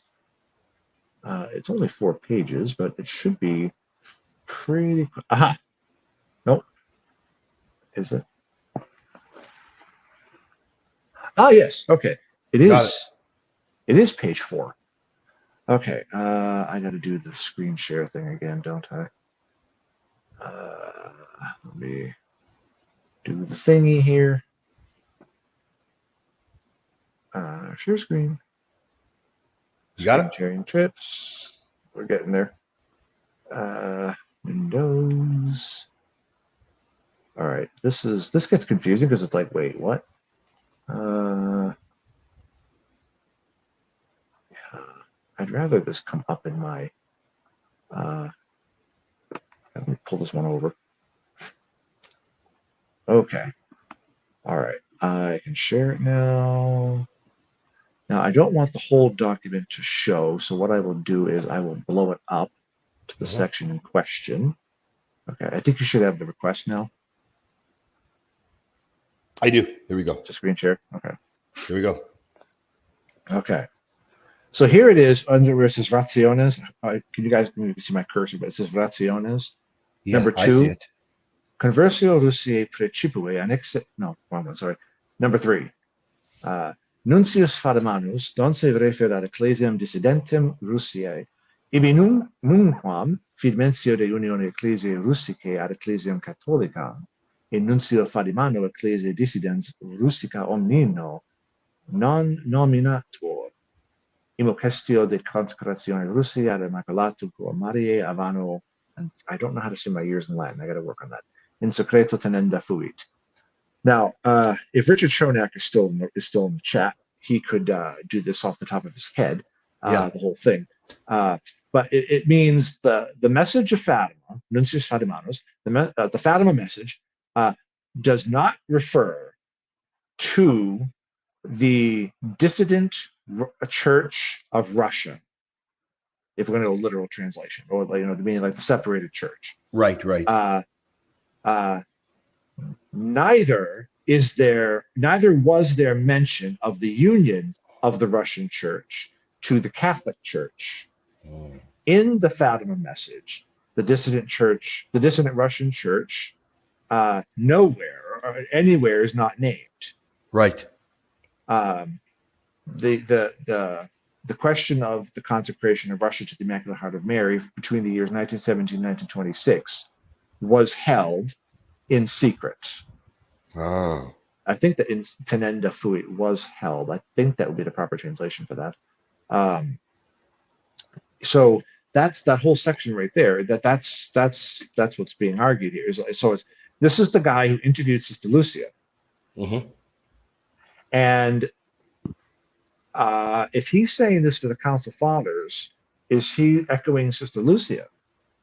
You know, there's more to be told about this document, by the way. Sure. I don't know if I've said the whole story on it yet, but it's going to be groundbreaking. It's when this goes public, when I reveal who the source was, if I haven't already, this is going to blow people's minds. Yeah. Now somebody writes, "That's not the source." Yes, it is. It was Schweigel, you know, and it even has official like notations on it and stuff, like hand notations and fixtures and such. Yeah. So I think they're probably just joking, but just in case somebody takes it seriously, you know. Yeah. But yeah, it's that number 3 there, that Nuncius Fanimanus. That's There's no real getting out of that one. I mean, it is what it is. And so I think it's explosive, this document. And the fact that it was known all those years by a certain group of people and they didn't talk about this, that's big news. Like, that's huge. So that's later massive stuff. I did quote it, though. I did quote it in the second edition of my book, because one of the things that I tackle is the question of the Father Schweigel story.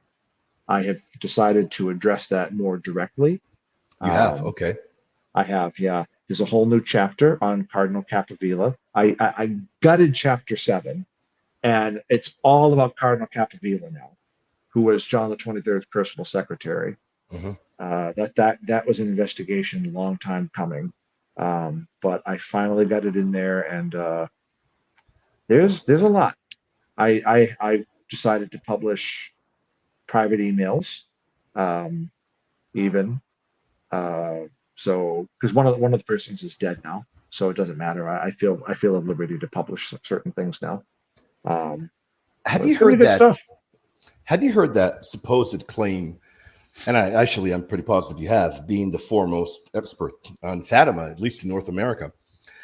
You've had to have heard the claim that has been put forth every now and then in Eastern Orthodox circles, that there is a claim that Sister Lucia said that that Russia would return to the Orthodox faith, and that there were rumors that there's a certain priest that knew the Prime Minister of Poland who supposedly asked Sister Lucia, and that apparently that is what she said, and that is what she had meant, and that is what she had conveyed. Is there any truth to that? Have you ever heard that?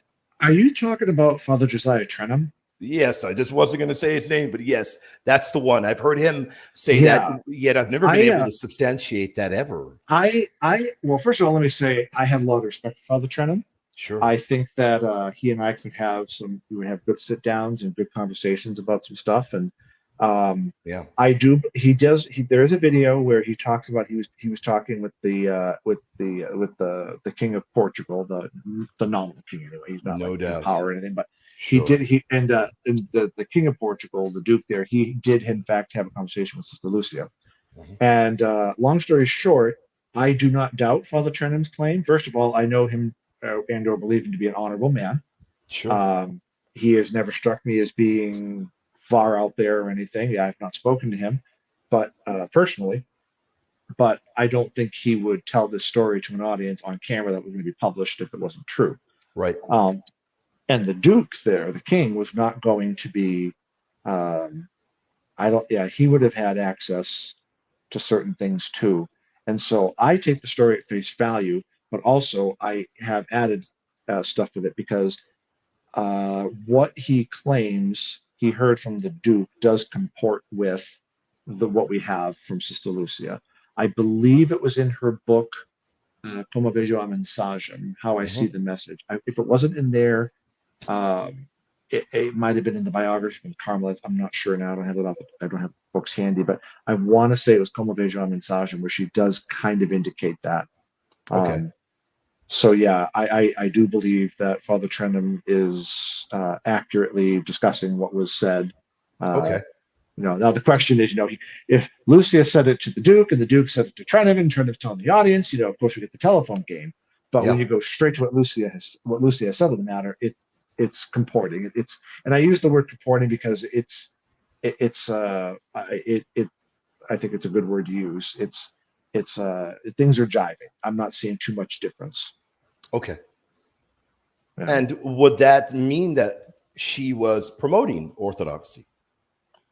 No, not necessarily, because she herself clarified the word conversion means to change from one thing to another, to go from bad to good, she said. Okay.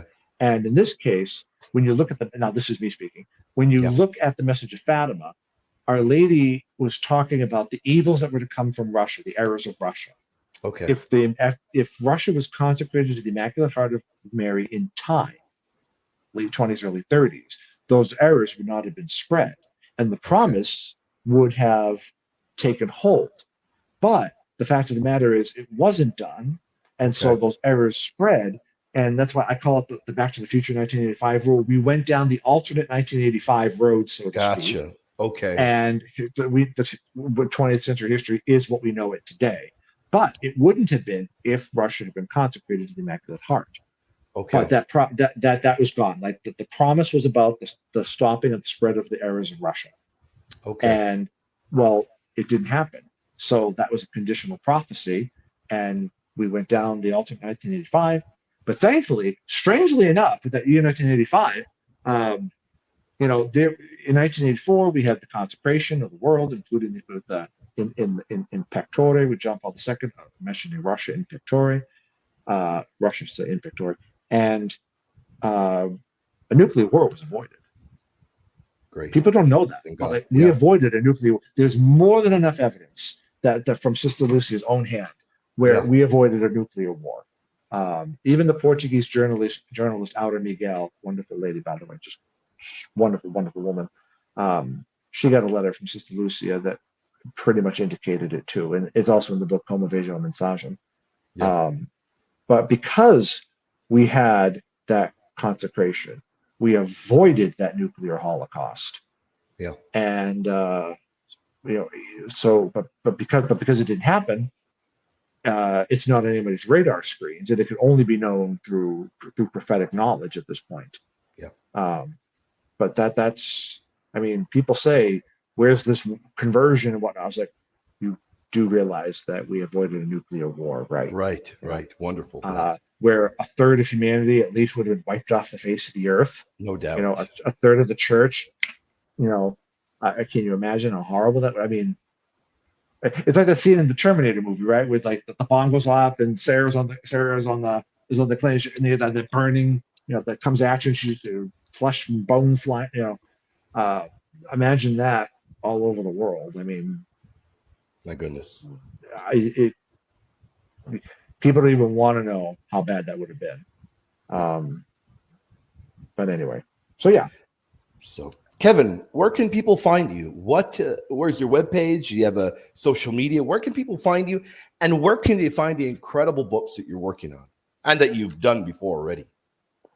Well, I have my own website. It's kevinsimmons.com. Actually share the screen real quick and see if people take a look at it. Yeah. But it's share screen. Okay, here we go. I got a window. I think does it show up my webpage? Not yet. Okay. Yeah, let me try this. I'll try this path. Maybe I'll do it separately. Okay. All right. Does it come up now? There you go. All right. Yeah. So I have my website here, just kevinsimmons.com.